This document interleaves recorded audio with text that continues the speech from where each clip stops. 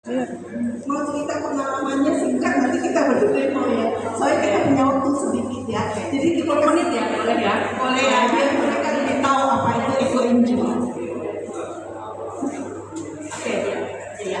Nah, tadi datang lebih awal, makanya jadi lebih tahu. Wah, ternyata semua karyawan di sini begitu peduli ya. Karena apa? Dari Master Seniornya sendiri sudah memberikan contoh yang baik. Maka saya yakin bahwa semua karyawan dari rumah sakit ini juga tidak cuma punya cinta kasih pada pasiennya, tapi juga cinta kasih pada lingkungannya. Tepuk tangan sekali lagi buat diri sendiri ya.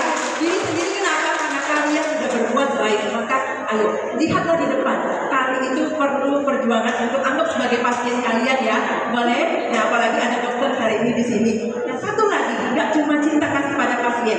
Nah, ada sederhana sekali yang setiap hari kita makan. Siapa yang punya dapur, punya rumah, yang masak juga tiap hari, walaupun ada yang ngekos di sini, pasti juga makan ya, betul? Lalu di rumah sakit juga punya dapur.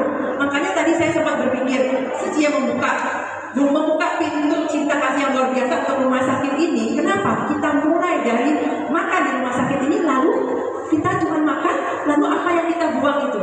Kulit-kulit buahnya itu ternyata bisa menjadi suatu hal yang bermanfaat untuk lingkungan. Ya, ternyata sangat sederhana, ya kan?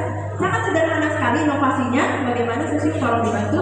Ya, karena apa? Karena eco-NGO punya kekuatan. Kekuatan apa? Kekuatan yang bisa membantu semua orang. Dan ternyata gampang sekali dari semua dapur.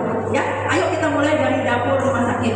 Bagaimana? Nah ini, eco-NGO juga punya salah satu cinta kasih. Ya, ayo kita buka pintu hati dan pikirannya kembali ke cinta kasih. Siapa yang pernah lihat di sini? Ada nggak di rumah sakit? Ada. Ada bagian dapurnya di sini? Ada? Bagian dapur harusnya ikut hadir ya. Bagian potong-potong sayur supaya tahu kenapa sih kita lakukan hari ini. Dan Sejia bisa lihat di sini semua. Yang di depan ini masih bagus enggak? Itu sampah atau bukan? Sampah tapi masih bersih? Masih bisa kita manfaatkan?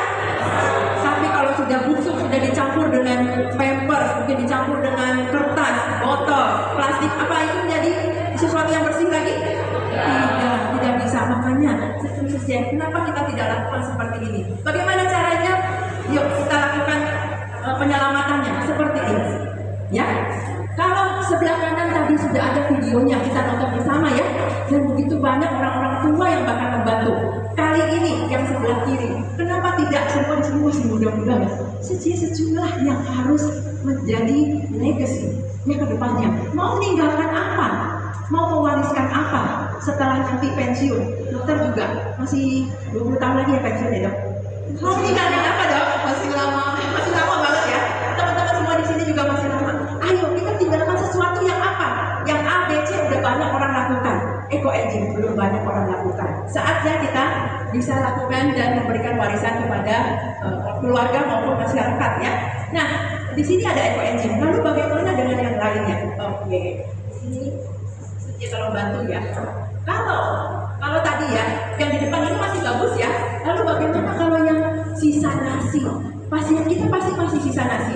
Kalau Sejia pasti sudah makannya sudah habis dong. Tidak buang lagi satu butir pun ya, karena satu butir sejuta keringat petani ya.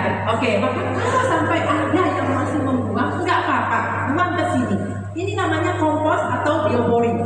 Lalu lihat di sana ada lahan yang bisa kita tenggelamkan bioboring ini ataupun beli alat kompos seperti ini. Ini contoh kecil ya, karena saya mungkin bawa yang besar-besar. Jadi ada yang besar banget kayak orang ya Sejia ya, ada yang besar ya. Jadi kalau sampai nggak habis gimana Sejia? Tenang. Ya nanti kalau udah selesai saya ada tambahan sedikit. Pengalaman saya di Surabaya saya lihat. Ya, jadi dua macam ini menjadi alternatif semua sisa sampah makanan kita. Namun yang hari ini yang kita akan kerjakan adalah penuh cinta kasih membuat ekosistem